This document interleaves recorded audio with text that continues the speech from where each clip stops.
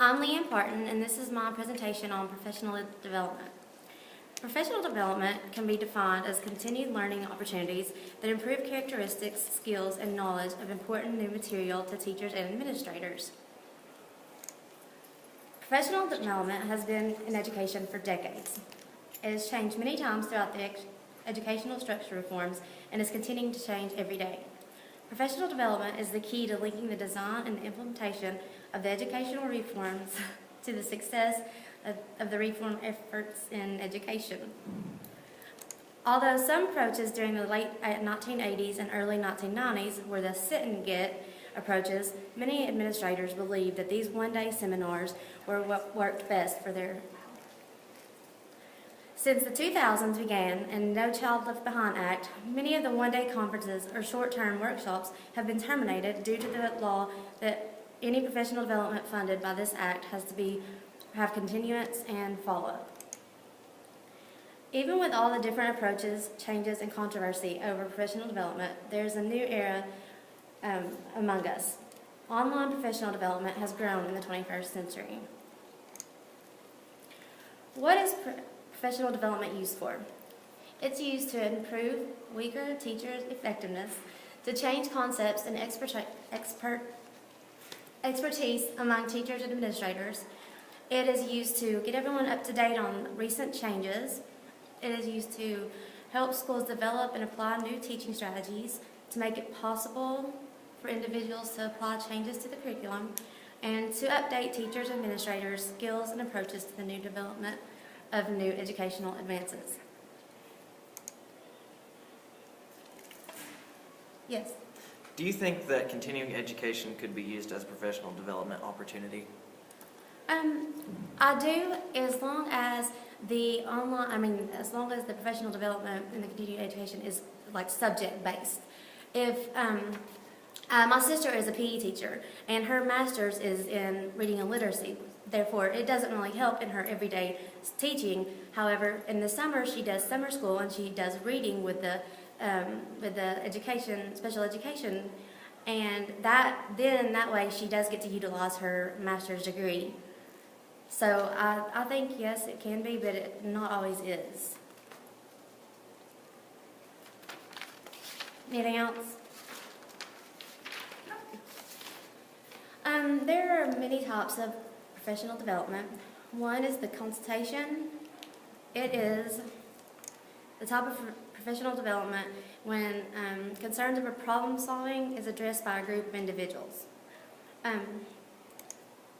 Coaching. The type of professional development is when a person is assigned to a colleague in order to observe, reflect, and provide corrective feedback. Coaching provides an individual with someone they can look to and rely on in situations that they are not sure what to do. Coaching also provides the coaches with a sense of ownership and responsibility for bringing along the colleagues that they are coaching. Communities of practice. These are also known as PLCs. They're used to increase professional practices with shared goals, standards, and ideas. Many PLCs are used throughout the grades that are departmentalized so that the PLCs can discuss ideas and goals and later come back to this and study and revamp if necessary. Many PLCs have coaches, mentors, experts within the team, which allows constructive feedback and an understanding of the subject matter. Mentoring is another type. This type of professional development provides the opportunity for reflection and observation so that an individual's awareness of their own performance can be recognized and refined. Mentoring can also allow some type of comfort knowing that you have an individual to look for answers and experience that you may not have on your own. Another type is reflective supervision. This type of professional development provides an evaluation of performance of the employee. It's used to support and develop the employee's progression through a process of scrutiny and corrective feedback. This supervision also aids in preventable issues that might occur.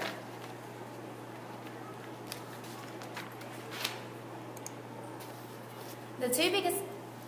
I have a question, sorry. Okay. Which do you feel like is the most effective type of professional development? That's a good question. I actually feel like, for me personally, online professional development is the best aspect or best way to go. because I like to sit by myself and learn on my own and teach myself different things. But with people that like to work in groups, PLCs would be better for that because there would be a group of them that communicate on certain goals or standards or just an array of things. And then there's also people that can't take constructive criticism. Therefore, they don't need to work and they don't need to have like a mentor or someone giving constructive feedback on everything that they do. Any more questions? No, that's it, thanks. Okay, the two biggest controversies over professional development are the cost and the effectiveness. The cost of professional development is extremely high, and many times it's the issue of why it's not effective. With educational budgets at an all-time low and the cost of professional development being astronomical, many times districts are settling for those one-day expert workshops. Many professional development opportunities either cost too much to implement or are causing teachers to have to work longer than their contract, which is causing systems that have to pay additional costs for overtime. The teacher's time is the most expensive cost of professional development. The second would be effectiveness. And although professional development has been around for decades, there is not much qualitative data that proves that it's effective. Many supervisors are still under the impression that the one-day workshops and in-services are what works best. The number one reason professional development has been ineffective is because teachers are only being taught the new approaches to education. They are not actually taught how to implement them. Some ways that we can increase the effectiveness, it shows in order for professional development to be most effective, it should be focused on content area and specific grade or subject and should take place over time. Professional development has been proven highly effective by using coaches and mentors. And professional development learning communities are extremely useful in cultivating critical thinking strategies among teachers. The new era of professional development is online professional development. It is a way to combine collaborative platforms like EdCamp, Twitter, blogs, forums, and discussion boards which encourage interaction and optimizes the effectiveness of the training. Online professional development has become more prevalent in these past years. Educators are experiencing going online professional development by utilizing the numerous websites such as Twitter to build professional learning networks, also known as PLNs, by interacting with other educators. The budget cuts and economic pressures that school systems are enduring, along with the evidence that prove online professional development is effective, is what's swaying the educators to training in this direction. Yes? What are some of the benefits of online professional development? I think the biggest benefit is that instantaneously you get an instant answer. You can get online, you can Google just about anything you need to, and on Twitter you can find out pretty much anything you need within seconds. And you don't have to go sit through a seminar or go out of town to workshops. You can just do it right there at your desk. Anything else? No, ma'am. How does professional development online work? It does not simply replace a traditional training, it actually supplements it by offering wider access to specific topics. There are numerous online professional development options. There are online courses offered which have proven to improve teacher instructional techniques and increase their test scores. Online professional development encourages educators to participate in virtual communities which make it easier for them to have immediate, focused, and specific interaction with their peers. One of the leading websites proved to increase professional development is Twitter. Educators are using Twitter Educators are using Twitter's collective knowledge to personalize professional development. There are discussion boards and forums on many different topics which allow teachers to communicate with other educators not only in their school system but all over the world, which brings greater diversity of thoughts and ideas to the education.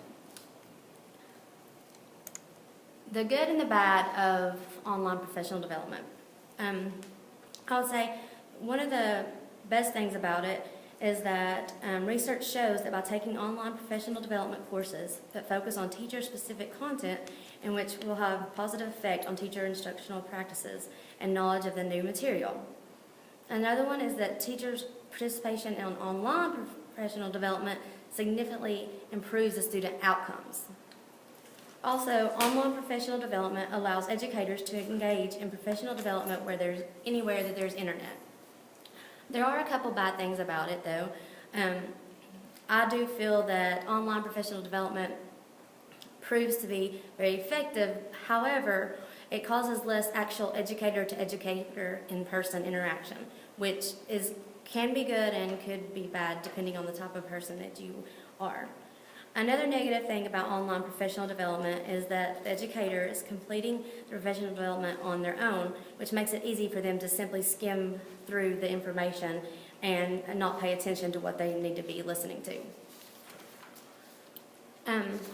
Pretty much, professional development, I think, is a very important aspect of being an educator, and I think you just have to find the type that you are more comfortable with, and you have to go with that. I don't think that any one is better than the other.